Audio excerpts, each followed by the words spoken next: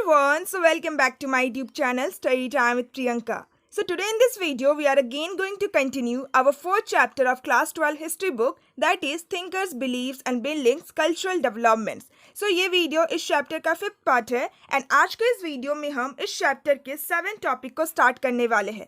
So the name of the 7th topic is stupas. So chapter के introduction में कहीं ना कहीं हम लोगों ने स्तूपास के बारे में थोड़ा बहुत डिस्कस किया था. सो आखिर स्तूपास का मतलब क्या होता है? सो स्तूपास का लिटरल मीनिंग होता है अ डोम शेप्ड स्ट्रक्चर. सो एक सेमी सर्कुलर एक डोम शेप का जो स्ट्रक्चर होता है उसी को स्तूपास कहा जाता है. सो टॉपिक नंबर 7 में हम लोग स्तूपास के बारे में बहुत ही अच्छी तरीके से डिस्कस करेंगे कि आखिर स्तूपास को किस तरीके से ऑरिजिनेट किया गया था, स्तूपास को क्यों बनाया गया था, स्तूपास को किस तरीके से बनाया गया था, किनके द्वारा बनाया गया था, और साथ ही साथ स्तूपास के स्ट्रक्चर को भी बहुत ही अच्छी तरीके से डिस्कस करेंगे. सो 7 टॉपिक को स्टार्ट करने से पहले इट्स अ रिक्वेस्ट कि अगर अभी तक आप लोगों ने प्रीवियस पार्ट को नहीं देखा है देन सारे पार्ट्स का लिंक आपको मेरे डिस्क्रिप्शन बॉक्स में मिल जाएगा, या फिर आप डायरेक्टली आई बटन को भी क्लिक करके इस चैप्टर के सारे ही प्रीवियस पार्ट को देख सकते हैं. सो नाउ अब बिना टाइम वेस्ट किए हम 7 टॉपिक को डिस्कस करना स्टार्ट करते हैं. सो इस चैप्टर के टॉपिक नंबर 2.3 जिस टॉपिक का नाम था डिबेट्स एंड डिस्कशन. सो उस टॉपिक में हम लोगों ने ये डिस्कस किया था कि बुद्धिस्ट लिटरेचर या फिर बुद्धिस्ट टेक्स्ट में हमें 64 सेक्ट यानी कि स्कूल ऑफ थॉट्स के बारे में पता लगता है. सो ये सारे जो 64 स्कूल ऑफ थॉट्स या फिर ये जो 64 सेक्ट्स हुआ करते थे, सो इन सारे सेक्ट्स के जो अलग अलग टीचर्स थे वो आपस में डिबेट एंड डिस्कशन करते थे. सो ऐसे कई सारे बुद्धिस्ट आइडियाज है, ऐसे कई सारे बुद्धिस्ट प्रैक्टिसेस है जो बेसिकली इसी प्रोसेस ऑफ डायलॉग के द्वारा इमर्ज हुए हैं, यानी कि जो भी बुद्धिस्ट टीचर थे उनके बीच में और दूसरे ट्रेडिशन के टीचर्स के बीच में, जैसे कि ब्राह्मण, जैनास एंड सेवरल अदर्स. सो अलग अलग सेक्ट या फिर अलग अलग ट्रेडिशन के जो टीचर्स थे उनका और बुद्धिस्ट ट्रेडिशन के जो टीचर्स थे उनका, सो आपस में उन लोगों का डायलॉग हुआ था, यानी कि डिबेट एंड डिस्कशन हुआ था. सो इसी डिबेट एंड डिस्कशन के द्वारा कई सारे ऐसे बुद्धिस्ट आइडियाज है, कई सारे ऐसे बुद्धिस्ट प्रैक्टिसेस है जिसका इमर्जेंस हुआ था. सो ये सारे जो प्रैक्टिसेस या फिर ये सारे जो आइडियाज थे, सो हर एक आइडिया, हर एक प्रैक्टिसेस को टेक्स्ट में प्रिजर्व नहीं किया गया है, बल्कि कुछ कुछ ये जो इंटरेक्शन था, यानी कि अलग अलग ट्रेडिशन के टीचर्स के बीच में ये जो डायलॉग का प्रोसेस था, ये जो डिबेट एंड डिस्कशन था, सो ये हम लोग कुछ सैक्रेड प्लेसेस के द्वारा भी आइडेंटिफाइड करते हैं, यानी कि कुछ जो पवित्र स्थान है, कुछ जो सैक्रेड प्लेस है, सो उन सारे सैक्रेड प्लेस में भी हमें इन सारे इंस्ट्रक्शन का कुछ ना कुछ आइडेंटिफिकेशन मिलता है. ना नेक्स्ट हमें चेतियास के बारे में बता रखा है. So from the earliest time, यानी कि शुरुआत से ही हमारे इंडिया में कुछ कुछ ऐसे प्लेसेस है जिन सारे प्लेसेस को सैक्रेड माना गया है बाय द पीपल, यानी कि जिन सारे प्लेसेस को पवित्र माना गया है. जैसे कि हमारे इंडिया में कुछ ऐसे साइट है जहाँ पे कोई भी स्पेशल ट्री है, या फिर जहाँ पे कोई भी यूनिक सा रॉक है, या फिर हमारे इंडिया में जो नेचुरल ब्यूटी है, सो इन सारे जगहों को कहीं ना कहीं सैक्रेड माना गया है, पवित्र माना गया है by the people of the earliest time. So ये सारे जो यूनिक साइट थे, ये सारे जो जगह थे, जिन सारे जगहों को सैक्रेड माना गया है, पवित्र माना गया है, सो इन्हीं सारे जगहों के आसपास में छोटे मोटे श्राइन को भी बनाया गया था, यानी कि छोटे छोटे टेम्पल्स बनाए गए थे. सो इन्हीं सारे श्राइन्स को चेतियास कहा जाता है. सो चेतियास क्या होता है? सो चेतियास बेसिकली स्मॉल श्राइन को कहा जाता है जो कि सैक्रेड प्लेस में बनाया गया था, जो कि पवित्र स्थान में बनाया गया था. सो ये था चेतियास का कॉन्सेप्ट. ना नेक्स्ट हमें बुद्धिज्म के बारे में बता रखा है. सो आखिर बुद्धिज्म, ये जो ट्रेडिशन है, ये जो रिलीजन है, इसका और चेतियास के साथ किस तरीके से लिंक होता है? सो बेसिकली हमें जितने भी बुद्धिस्ट लिटरेचर मिले हैं, जितने भी बुद्धिस्ट टेक्स्ट मिले हैं, सो उन सारे टेक्स्ट एंड लिटरेचर्स में भी चेतियास के बारे में मेंशन किया गया है. सो बुद्धिस्ट लिटरेचर्स में भी हमें कुछ चेतियास के बारे में पता लगता है, यानी कि कुछ सैक्रेड प्लेस, कुछ पवित्र स्थानों के बारे में पता लगता है. सो बुद्धिस्ट टेक्स्ट में कुछ ऐसे प्लेसेस को डिस्क्राइब किया गया है जो कि बुद्धा के लाइफ से एसोसिएटेड है, यानी कि जो कि बुद्धा के लाइफ से रिलेटेड है. जैसे कि the place where he was born, यानी कि वो जगह जिस जगह पे बुद्धा का जन्म हुआ था, दैट इज लुम्बिनी. सो इसको एक इंपॉर्टेंट प्लेस माना जाता है. इसके अलावा the place where he attain enlightenment, यानी कि वो जगह जहाँ पे गौतम बुद्ध को एनलाइटमेंट मिला था, यानी कि सुप्रीम नॉलेज मिला था, सो वो है बोध गया. सो बोध गया में ही गौतम बुद्ध को एनलाइटमेंट मिला था. थर्ड प्लेस है the place where he gave his first sermon, यानी कि वो जगह जिस जगह पे उन्होंने अपना पहला उपदेश दिया था, पहली बार उन्होंने टीच किया था, that is Sarnath. So Sarnath में उन्होंने अपना फर्स्ट सरमॉन दिया था. इसके अलावा the place where he attend nibbana, यानी कि वो जगह जिस जगह में उन्हें मोक्ष की प्राप्ति हुई थी, दैट इज कुशीनगर। सो ये सारे जो इंपॉर्टेंट प्लेस है जो कि बुद्धा के लाइफ से रिलेटेड है, सो इन सारे ही इंपॉर्टेंट प्लेस को ग्रेजुअली यानी कि धीरे धीरे सैक्रेड माना गया, यानी कि पवित्र स्थान माना गया।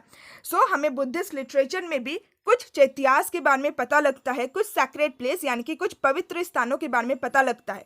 सो बेसिकली ये सारे जो प्लेसेस थे, सो ये कहीं ना कहीं बुद्धा के लाइफ से ही रिलेटेड थे। जैसे कि वो जगह जहाँ पे उनका जन्म हुआ है, दैट इज लुम्बिनी। इसके अलावा बोध गया, सारनाथ एंड कुशीनगर। सो ये सारे जो इंपॉर्टेंट प्लेसेस है जो कि बुद्धा के लाइफ से रिलेटेड है, सो इन सारे इंपॉर्टेंट प्लेसेस को सैक्रेड माना जाता है बुद्धिज्म में, यानी कि पवित्र माना जाता है ना। नेक्स्ट हमें ये बता रखा है कि बुद्धा के टाइम के लगभग 200 ईयर्स बाद, यानी कि बुद्धा का जब डेथ हो जाता है, सो उनके डेथ के लगभग 200 ईयर्स के बाद जो किंग अशोका थे, जो सम्राट अशोका थे, सो उन्होंने भी बुद्धिज्म रिलीजन को अडॉप्ट कर लिया था।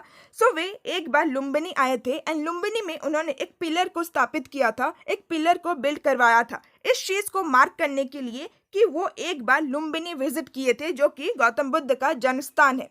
सो इसी चीज को रिमाइंड रखने के लिए उन्होंने लुम्बिनी में एक पिलर को कंस्ट्रक्ट करवाया था। सो विद दिस हमारा टॉपिक नंबर 7 का इंट्रोडक्शन कंप्लीट होता है, जिसमें हम लोगों ने इतिहास के बारे में पढ़ा, यानी कि सैक्रेड प्लेसेस के बारे में पढ़ा, पवित्र स्थानों के बारे में पढ़ा। एंड ये सारी जो इतिहास है ये बुद्धिज्म के साथ किस तरीके से लिंक है, किस तरीके से कनेक्टेड है, इसके बारे में भी जाना।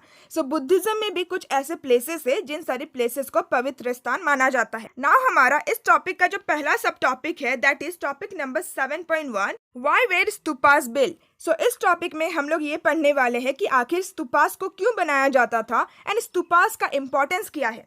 सो इन सारे प्लेसेस के अलावा, यानी कि वे सारे सैक्रेड प्लेसेस, वे सारे पवित्र स्थान जो कि बुद्धा के लाइफ से रिलेटेड है, सो उन सारे प्लेसेस के अलावा और भी कई सारे ऐसे प्लेसेस है जिन सारे प्लेसेस को बुद्धिस्ट पीपल द्वारा सैक्रेड माना गया है, जिन सारे प्लेसेस को बुद्धिस्ट पीपल द्वारा पवित्र माना गया है। एंड इन सारे प्लेसेस को पवित्र इसीलिए माना गया है क्योंकि इन सारे प्लेसेस में बुद्धा का जो रेलिक्स है, रेलिक्स का मतलब होता है अवशेष। सो बुद्धा के जितने भी अवशेष थे, जैसे कि उनका कोई भी बॉडीली रिमेन्स, यानी कि उनका कोई भी बॉडी का जो पार्ट है, उसका जो रिमेनिंग्स है, उसका जो अवशेष है, इसके अलावा बुद्धा के द्वारा उनके लाइफ टाइम में जो भी ऑब्जेक्ट्स को यूज किया जाता था, सो ये सारे जो बुद्धा के अवशेष थे, सो इन सारे अवशेषों को, इन सारे रेलिक्स को इन सारी जगहों में बरीड किया गया था, दफनाया गया था। एंड दफनाने के बाद उन सारी जगहों में माउंट्स बनाया गया, यानी कि इस तरीके से डोम शेप का स्ट्रक्चर बनाया गया। एंड इन्हीं सारे स्ट्रक्चर को स्तूपास कहा जाता है। सो दैट मीन्स कि स्तूपास बेसिकली ऐसे मोल्ड को कहा जाता है, ऐसे डोम शेप स्ट्रक्चर को कहा जाता है जहां पे बुद्धा के रेलिक्स को बरीड किया गया है,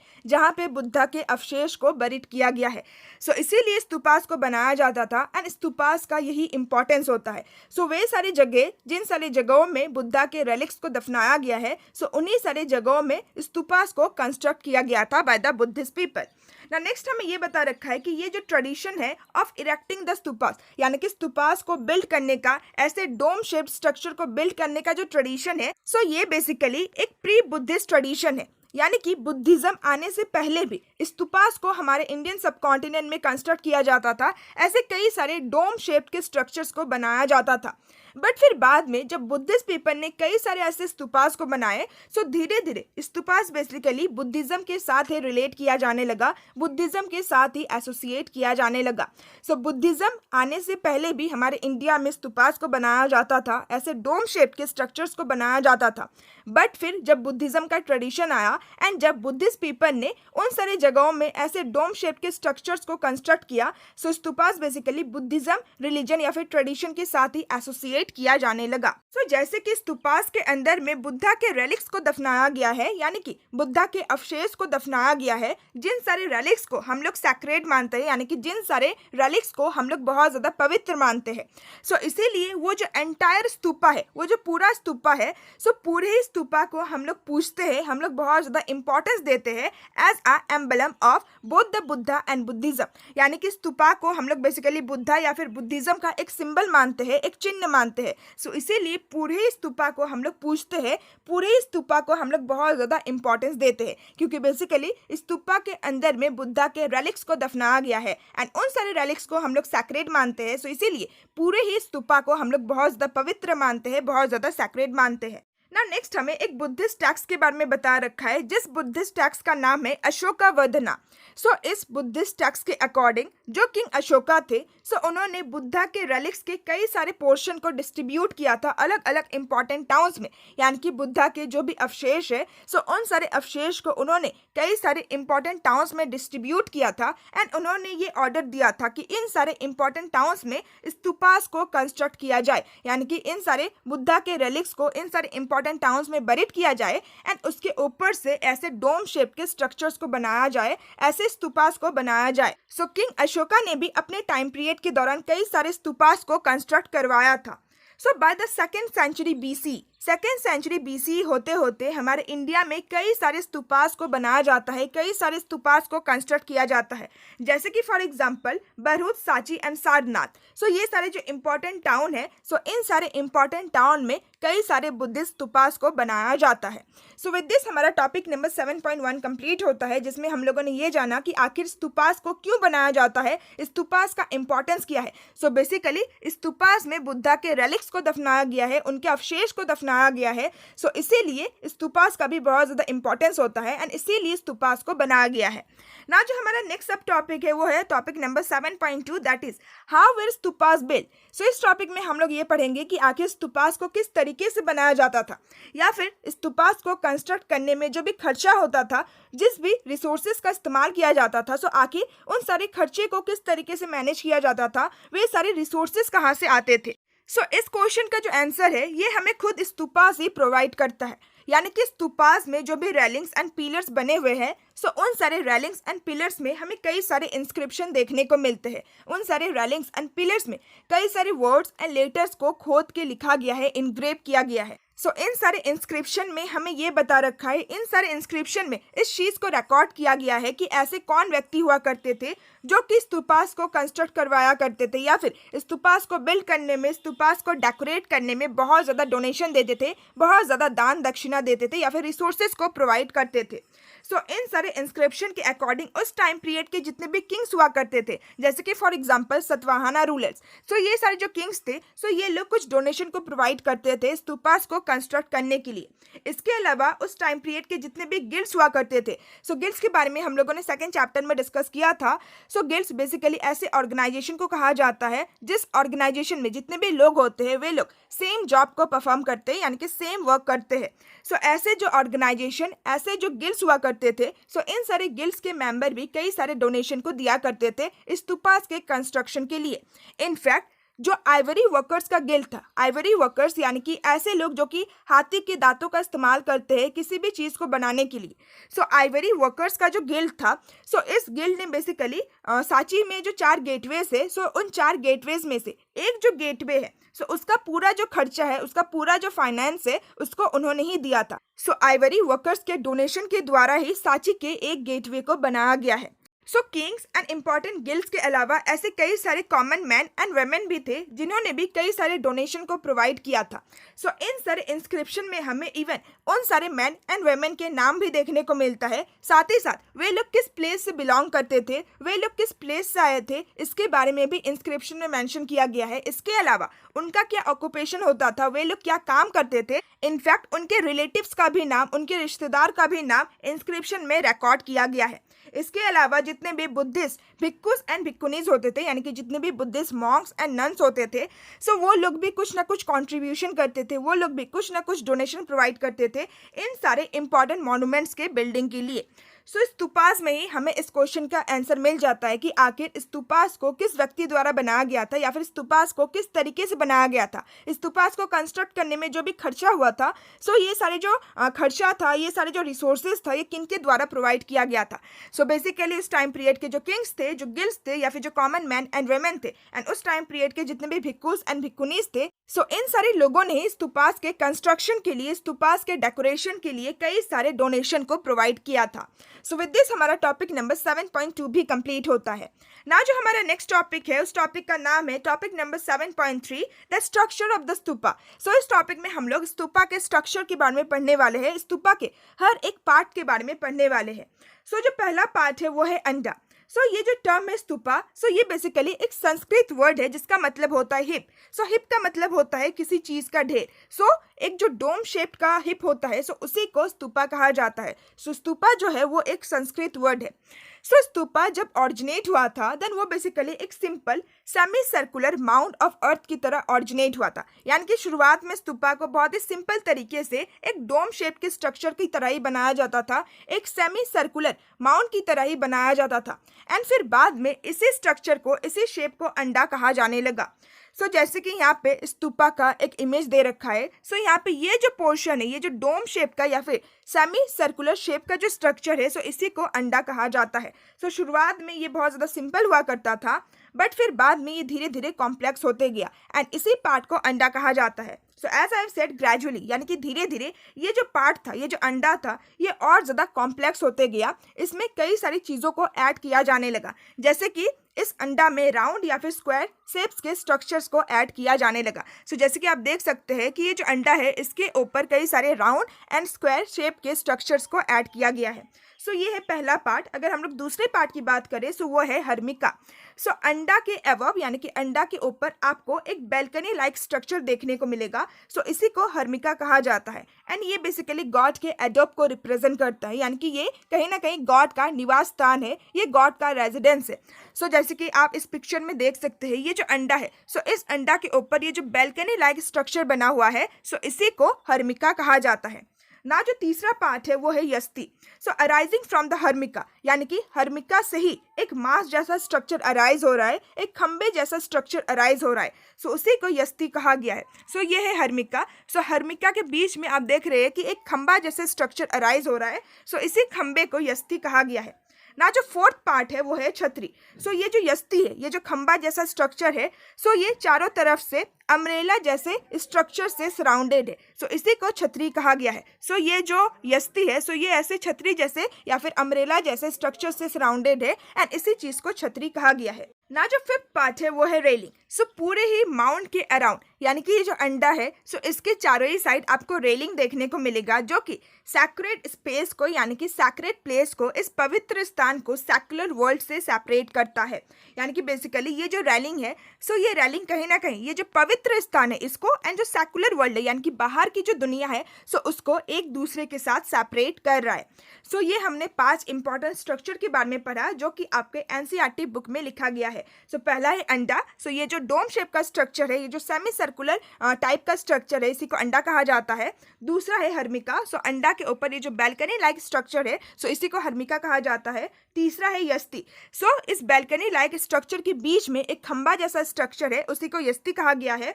फोर्थ है छतरी।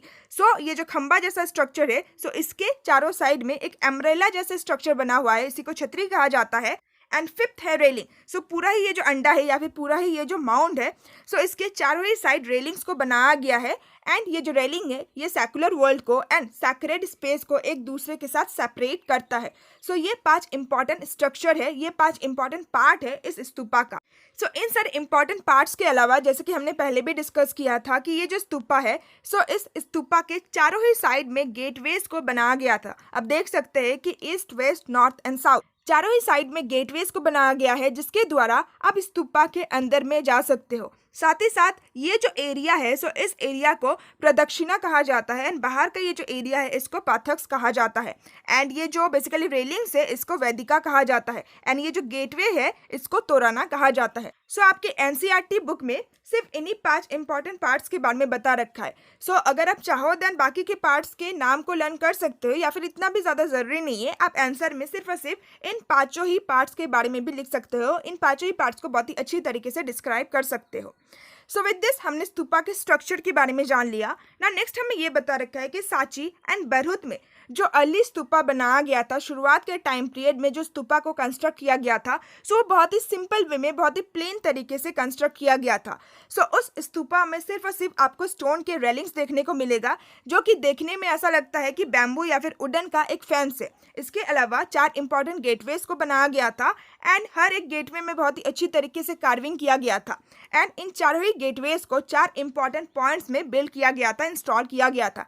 सो शुरुआत में सांची या फिर बरहुत में जो स्तूपा था सो वो बहुत ही सिंपल तरीके से बनाया गया था, जिसमें सिर्फ हमें अंडा देखने को मिलता है एंड सिर्फ और सिर्फ स्टोन के रेलिंग्स देखने को मिलता है एंड 4 गेटवेज देखने को मिलता है। बट फिर बाद में सांची एंड बरहुत के स्तूपा में बाकी कॉम्प्लेक्स स्ट्रक्चर को भी ऐड किया गया, यानी कि जो हर्मिका है, यस्ती है, छतरी है, सो ये सारे जो स्ट्रक्चर है ये फिर बाद में स्तूपास में ऐड किया गया। सो शुरुआत में सांची एंड बरहुत का स्तूपा बहुत ही सिंपल तरीके से, बहुत ही प्लेन वे में ही बनाया गया था ना। नेक्स्ट हमें ये बता रखा है कि कोई भी जो वर्शिपर है, यानी कि वो व्यक्ति जो कि वर्शिप करने के लिए स्तूपा के अंदर आता है, सो वो बेसिकली ईस्टर्न गेटवे से ही एंटर करता है। सो ईस्टर्न साइड में जो गेटवे है, सो इसी गेटवे से कोई भी जो वर्शिपर है वो एंटर करता है। सो एंटर करने के बाद वो जो वर्शिपर है वो माउंट के चारों तरफ चक्कर मारता है इन अ क्लॉकवाइज डायरेक्शन। सो एक क्लॉकवाइज डायरेक्शन में वर्शिपर उस माउंट यानी कि उस अंडा का चक्कर मारता है, keeping the mount on the right. And जब वो इस माउंट का चक्कर मारता है देन उसका जो राइट साइड है वो बेसिकली माउंट की तरफ ही फेस होता है, यानी कि अगर आप ईस्टर्न साइड से चक्कर मारोगे देन ऑफ कोर्स आपका जो राइट हैंड है वो माउंट की तरफ यानी कि अंडा की तरफ ही फेस होगा। सो इसी तरीके से कोई भी जो वर्शिपर है वो इस स्तूपा का चक्कर मारता है, imitating the sun course through the sky, यानी कि सन के कोर्स, सन के डायरेक्शन को फॉलो करते हुए। सो इस चीज को हम लोग एक बार स्तूपा के थ्रू भी समझ लेते हैं। सो कोई भी जो वर्शिपर है वो ईस्टर्न गेट से एंटर करता है एंड ईस्टर्न गेट से एंटर करने के बाद वो क्लॉकवाइज डायरेक्शन में, जिस तरीके से क्लॉक मूव करता है सो उस डायरेक्शन में वो अंडा के चक्कर मारता है, अंडा या फिर माउंट के अराउंड मूव करता है एंड उसका जो राइट हैंड होता है वो बेसिकली अंडा के साइड में ही होता है। सो इस तरीके से कोई भी जो वर्शिपर है वो स्तूपा में पूजा वगैरह करता है, स्तूपा में अपनी वर्शिपिंग को करता है ना। नेक्स्ट हमें ये बता रखा है, later the mount of the stupas came to be elaborately carved with niches and sculptures. So जैसे कि मैंने आपको बताया कि शुरुआत में सांची एंड बरहुत में जो स्तूपा बनाया गया था वो बहुत ही प्लेन तरीके से, बहुत ही सिंपल तरीके से बनाया गया था। बट फिर बाद में इन सारे स्तूपास के माउंट में, इन सारे स्तूपास में जो अंडा है, जो डोम शेप का स्ट्रक्चर है, सो उन सारे स्ट्रक्चर में बहुत ही अच्छी तरीके से कार्विंग किया गया विथ नीचेस एंड स्कल्पचर्स, यानी कि पूरे ही पार्ट्स में बहुत ही अच्छी तरीके से डिजाइन्स बनाया गया, बहुत ही अच्छी तरीके से डेकोरेट किया गया। साथ ही साथ बहुत सारे स्कल्पचर्स यानी कि बुद्धा के या फिर बुद्धिज्म से रिलेटेड काफ़ी सारे स्कल्पचर्स, काफ़ी सारी मूर्तियाँ भी बनाया गया as at Amaravati and Shahji ki Dheri in Peshawar which is in Pakistan.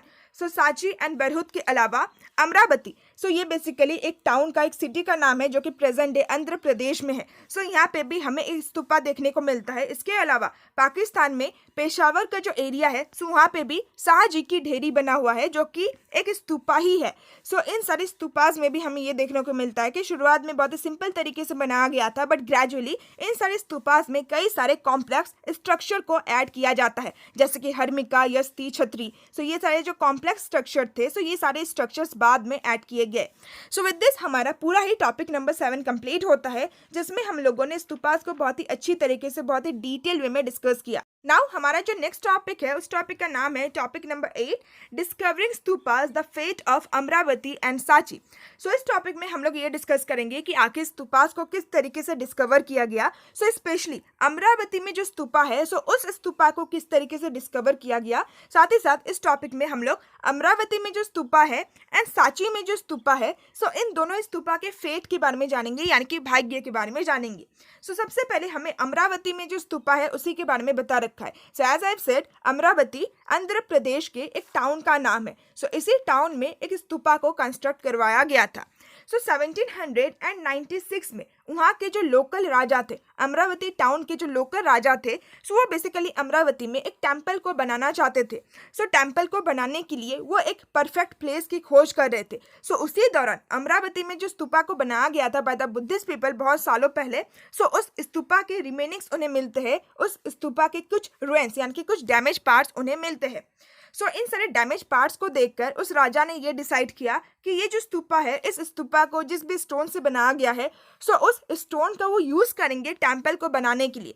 साथ ही साथ ये जो स्तूपा है वहाँ पे जो हिल तरीके का स्ट्रक्चर है, यानी कि बेसिकली स्तूपा का ये जो अंडा वाला पोर्शन है, ये जो सेमी सर्कुलर वाला पोर्शन है, ये जो माउंट है, सो इसको देखकर उस लोकल राजा को ये लगा कि यहाँ पे कोई ना कोई खजाना गड़ा हुआ होगा। सो ये जो लोकल राजा थे, सो ये स्तूपा को देखकर ये सब कुछ इसीलिए सोच रहे थे क्योंकि उस टाइम पीरियड में किसी को भी स्तूपास के इम्पोर्टेंस के बारे में नहीं पता था। किसी को भी ये नहीं पता था कि स्तूपास जो है वो बेसिकली बुद्धिज्म का एक बहुत ही इंपॉर्टेंट स्ट्रक्चर है एंड स्तूपास के अंदर में बुद्धा के रेलिक्स को दफनाया गया है। सो इसके बारे में किसी को भी कोई नॉलेज नहीं था। सो इसीलिए जो लोकल राजा थे, सो उनको लगा कि हो सकता है कि यहाँ पे किसी न किसी खजाने को दफनाया गया था। सो इस इंसिडेंट के बाद कुछ सालों के बाद एक ब्रिटिश ऑफिशियल थे जिनका नाम था कॉलिन मैकेंजी। सो कॉलिन मैकेंजी अमरावती के इस साइट में विजिट करते हैं। सो इस साइट में विजिट करने के बाद उन्हें स्तूपा में जो भी स्कल्पचर्स को बनाया गया था, पहले के टाइम पीरियड में जो भी मूर्तियां बनाया गया था, सो उसके कुछ पीसेस मिलते हैं, उसके कुछ रिमेनिंग्स मिलते हैं, उसके कुछ रुइंस मिलते हैं। सो इन सारे पीसेस को वो बहुत ही अच्छी तरीके से स्टडी करते हैं एंड इसका इवन वो डिटेल ड्राइंग भी बनाते हैं। बट इनका जो भी रिपोर्ट था वो कभी भी पब्लिश नहीं किया गया। सो उन्होंने स्तूपास को बहुत ही अच्छी तरीके से स्टडी किया एंड स्टडी करने के बाद उन्होंने अपनी रिपोर्ट को भी रेडी किया था, बट उनका जो रिपोर्ट था वो पब्लिश नहीं हो पाया, जिसकी वजह से हमें इस टाइम पीरियड के दौरान स्तूपास के इम्पोर्टेंस के बारे में नहीं पता चला। एंड फिर 1854 में उसी एरिया के, सो बेसिकली आंध्र प्रदेश में जो गंटूर वाला इलाका है, सो इस इलाके के एक कमिश्नर थे जिनका नाम था वॉल्टर इलॉयड। सो 1854 में वॉल्टर इलॉयड अमरावती के इस साइट में विजिट करते हैं एंड इस साइट में विजिट करने के बाद इस स्तूपा के जितने भी स्कल्पचर प्लेन्स थे, यानी कि इस स्तूपा के जितने भी मूर्तियां थे जो कि बहुत ज़्यादा डैमेज हो चुके थे, सो उन सारे मूर्तियों को वो मद्रास लेके जाते हैं फर्दर स्टडी करने के लिए कि आखिर इन सारे स्कल्पचर्स का इंपॉर्टेंस क्या है, किस टाइम पीरियड के दौरान ये सारे स्कल्पचर्स बनाए गए थे एंड आखिर ये सारे जो स्कल्पचर है वो हमें क्या इन्फॉर्मेशन प्रोवाइड कर रहा है, ये सारे स्कल्पचर किस रिलीजन या फिर किस ट्रेडिशन के साथ लिंक है, कनेक्टेड है। साथ ही साथ वॉल्टर एलॉयड ने उस स्तूपा के वेस्टर्न गेटवे के रिमेनिंग्स को भी डिस्कवर किया। सो जैसे कि हमने डिस्कस किया कि स्तूपास के अंदर में जाने के लिए 4 इंपॉर्टेंट गेटवेज हुआ करते थे। सो 4 इंपॉर्टेंट गेटवेज में से जो वेस्टर्न गेटवे था, वेस्टर्न साइड में जो गेटवे था, सो उसका जो रिमेनिंग्स था, उस रिमेनिंग्स को भी वॉल्टर एलॉयड ने डिस्कवर किया था। सो इन सारे रिमेनिंग्स को देखकर, इन सारे एविडेंस को देखकर at the last Walter alloyed इस कंक्लूजन में पहुंचते हैं कि अमरावती में ये जो स्ट्रक्चर है, सो ये स्ट्रक्चर सबसे largest and one of the most magnificent Buddhist stupa हुआ करता था, जो कि शायद ही कभी बनाया गया होगा। सो इसके बाद से लोगों को स्तूपा के इंपॉर्टेंस के बारे में पता लगा कि स्तूपास बेसिकली ऐसे स्ट्रक्चर को कहा जाता है जो कि बुद्धिज्म से रिलेटेड है। स्तूपास के अंदर में बुद्धा के रिलिक्स को बरीड किया गया है, बुद्धा के रिलिक्स को दफनाया गया है, उनके अवशेष को बरीड किया गया है। सो जितने भी स्तूपास हमें मिले हैं, सो वे सारे स्तूपास बेसिकली बुद्धिज्म रिलीजन से रिलेटेड है। बुद्धिस्ट पीपल के द्वारा ये सारे स्तूपास को बनाया गया था, जो कि बुद्धिस्ट का एक सैक्रेड प्लेस होता था, एक पवित्र स्थान होता था। सो इसके बाद से ही लोगों को स्तूपास के इम्पोर्टेंस के बारे में पता लगा। सो जब लोगों को स्तूपास के इम्पोर्टेंस के बारे में पता लगा, जब लोगों को ये पता लगा कि ये सारे जो स्तूपास है ये बेसिकली बहुत ही इंपॉर्टेंट बुद्धिस्ट स्ट्रक्चर है, सो जब लोगों को स्तूपास के इम्पोर्टेंस के बारे में पता लगा, सो पूरा ही जो 1850s का डिकेड था, सो उस टाइम पीरियड के दौरान अमरावती में जो स्तूपा मिला है, सो उस स्तूपा के कई सारे ऐसे स्लैब्स थे, कई सारे ऐसे पत्थर या फिर कई सारे ऐसे पार्ट्स थे, जिन सारे पार्ट्स को अलग अलग प्लेसेस में लेके जाया गया इन सारे पार्ट्स को प्रिजर्व करने के लिए। जैसे कि कई सारे स्लैब्स को, कई सारे पार्ट्स को एशियंटिक सोसाइटी ऑफ बंगाल जो कि कलकत्ता में है, सो वहाँ पे लेके जाया गया। इसके अलावा इंडिया ऑफिस जो कि मद्रास में है, सो वहाँ पे भी कई सारे पार्ट्स को लेके जाया गया प्रिजर्व करने के लिए। एंड इन सब के अलावा फॉरेन कंट्रीज में भी, जैसे कि लंदन में भी अमरावती में जो स्तूपा मिला है, सो उस स्तूपा के कई सारे पार्ट्स को लंदन लेके जाया गया बाय द फॉरेनर्स। सो इसकी वजह से अमरावती में ये जो स्तूपा डिस्कवर हुआ था, सो इस स्तूपा के कई सारे इंपॉर्टेंट पार्ट्स को अलग अलग जगह पे लेके जाया जा रहा था, म्यूजियम्स में प्रिजर्व करने के लिए, म्यूजियम्स में अच्छी तरीके से रखने के लिए। सो इसकी वजह से ये जो स्ट्रक्चर था, ये जो स्तूपा था अमरावती में, वो और भी ज़्यादा डिस्ट्रॉय हो गया।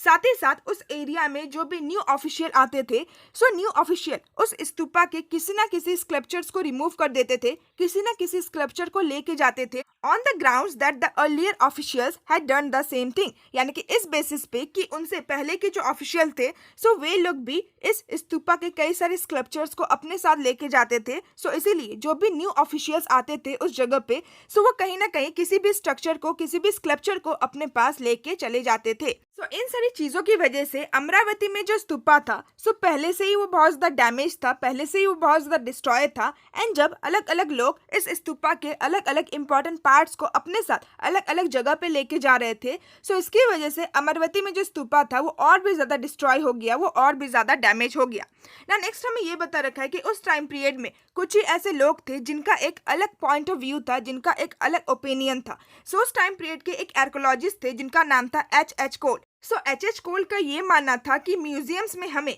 किसी भी पुराने स्कल्पचर, किसी भी पुरानी मूर्ति का प्लास्टर कास्ट कॉपीज ही रखना चाहिए। एंड जो ओरिजिनल मूर्ति है, सो ओरिजिनल मूर्ति हमें उसी जगह पे रख देना चाहिए जिस जगह पे वो मूर्ति मिला है। सो इनका ये मानना था कि अमरावती में जो हमें स्तूपा मिला है, सो इस स्तूपा के अलग अलग पार्ट्स को हमें म्यूजियम्स में नहीं रखना चाहिए प्रिजर्व करने के लिए, बल्कि अमरावती में ही जिस जगह पे वो स्तूपा डिस्कवर हुआ है, सो उसी जगह पे हमें उस स्तूपा को प्रिजर्व करके रखना चाहिए। सो ये H.H. कोल का मानना था।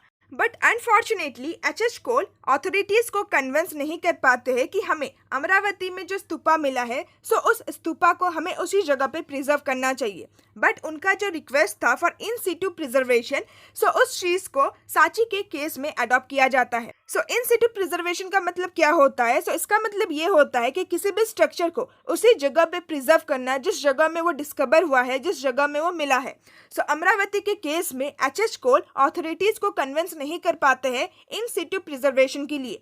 बट जब बाद में सांची में एक ऐसे ही स्तूपा को डिस्कवर किया जाता है, सो सांची के केस में इन सिटू प्रिजर्वेशन ही किया जाता है। यानी कि सांची के स्तूपा में जो भी पार्ट्स है, जो भी स्कल्पचर है, सो उन सारे स्कल्पचर्स एंड पार्ट्स को उसी जगह पे प्रिजर्व किया गया है। एंड आज के टाइम पीरियड में भी हमें वे सारे ही पार्ट्स बहुत ही अच्छी खासी कंडीशन में मिलता है। सो यहाँ से एक क्वेश्चन अराइज होता है that why did Sanchi survive while Amravati did not. यानी कि क्या वो रीजन है जिसकी वजह से सांची में जो स्तूपा है वो आज के टाइम पीरियड में भी बहुत ही अच्छी तरीके से प्रिजर्व है, आज के टाइम पीरियड में भी बहुत ही अच्छी तरीके से सर्वाइव कर रहा है। वरस अमरावती में जो स्तूपा था, सो वो बहुत ही बुरी तरीके से डैमेज हो गया है, बहुत ही बुरी तरीके से डिस्ट्रॉय हो गया है। सो पहला जो रीजन है वो ये है कि जिस टाइम पीरियड में अमरावती में स्तूपा को डिस्कवर किया गया था, सो उस टाइम पीरियड में किसी भी स्कॉलर को स्तूपा के इंपॉर्टेंस के बारे में नहीं पता था। वहाँ पे जो भी फाइंड्स मिला है, जो भी स्कल्पचर्स वगैरह मिला है, सो उसका क्या वैल्यू है, उसका क्या इंपॉर्टेंस है, सो इस इंपॉर्टेंस को कोई भी स्कॉलर नहीं समझते थे। साथ ही साथ उस टाइम पीरियड में किसी भी स्कॉलर्स को ये भी आइडिया नहीं था, उन्होंने इस चीज़ को भी रियलाइज नहीं किया था कि किसी भी स्ट्रक्चर के पार्ट्स को उसी जगह पे प्रिजर्व करना कितना ज़्यादा इंपॉर्टेंट है, instead of removing them from the site. यानी कि किसी भी पुराने स्ट्रक्चर के हमें किसी भी पार्ट को उस जगह से अलग जगह पे नहीं लेके जाना चाहिए प्रिजर्व करने के लिए, बल्कि किसी भी पुराने स्ट्रक्चर को हमें उसी जगह पे प्रिजर्व करना चाहिए जिस जगह पे वो मिला है। सो इन सारे इंपॉर्टेंस के बारे में उस टाइम पीरियड के किसी भी आर्कोलॉजिस्ट या फिर स्कॉलर्स को नहीं पता था, जिसकी वजह से अमरावती में जो स्तूपा है वो बहुत ही बुरी तरीके से डैमेज हो जाता है। वैसे सांची में जो स्तूपा मिला था, डिस्कवर हुआ था, सो वो बहुत बाद में डिस्कवर किया गया था। सबसे पहले अमरावती में स्तूपा को डिस्कवर किया गया एंड फिर उसके बाद में 1818 में बेसिकली सांची में स्तूपा को डिस्कवर किया गया। सो जिस टाइम पीरियड में सांची में स्तूपा को डिस्कवर किया गया, सो उस टाइम पीरियड में स्कॉलर्स को स्तूपास के इंपॉर्टेंस के बारे में पता लग गया था। उनको पता था कि स्तूपास बेसिकली बुद्धिज्म रिलीजन से रिलेटेड है, बुद्धिस्ट का एक बहुत ही इंपॉर्टेंट स्कल्पचर है। सो इसी वजह से सांची में जो स्तूपा है वो आज के टाइम पीरियड में बहुत ही अच्छी तरीके से प्रिजर्व है। साथ ही साथ लोगों को यह भी पता चल गया था कि हमें इन सिटू प्रिजर्वेशन ही करना है, यानी कि जो भी स्ट्रक्चर हमें जहाँ पे मिला है उसी जगह पे हमें उस स्ट्रक्चर को प्रिजर्व करके रखना है।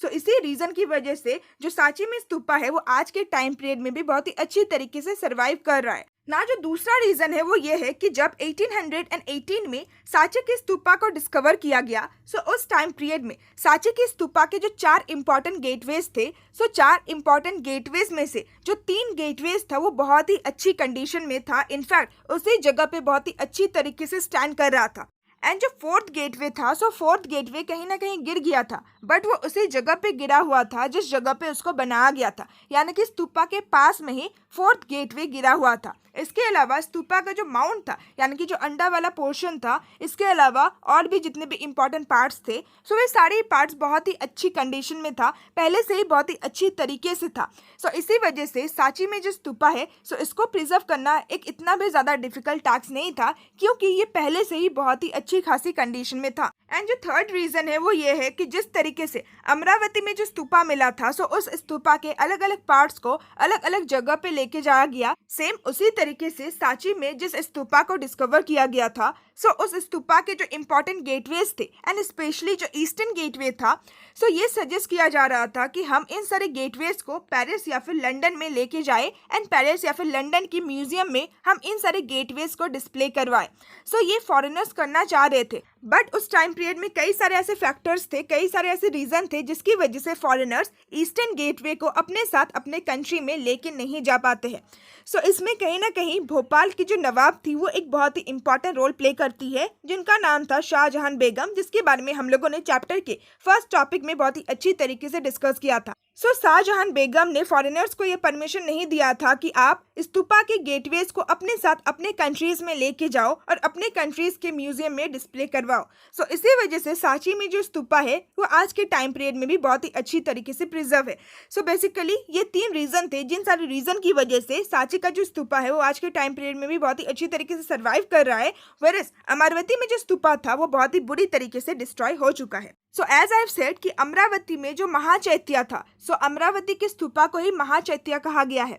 सो अमरावती में जो महाचैत्य या फिर जो स्तूपा था, सो वो आज के टाइम पीरियड में सिर्फ और सिर्फ एक मामूली से माउंट के रूप में ही रह गया है। आज के टाइम पीरियड में वो सिर्फ और सिर्फ एक मामूली सा डोम शेप के स्ट्रक्चर के रूप में ही रह गया है, वरस उसका जो पुराना ग्लोरी था, सो वो कहीं ना कहीं पूरी तरीके से डिस्ट्रॉय हो चुका है, पूरी तरीके से खत्म हो चुका है।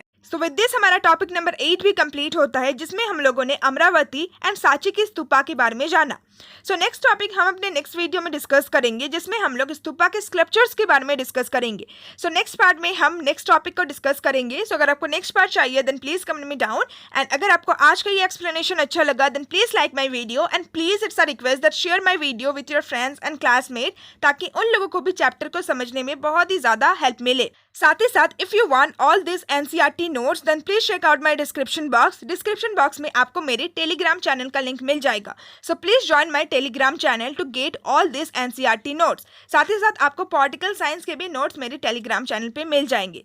सो नाउ आज के इस वीडियो को एंड करते हैं। So now see also in my next video. Till then bye bye and stay tuned with my channel and thanks for watching my video.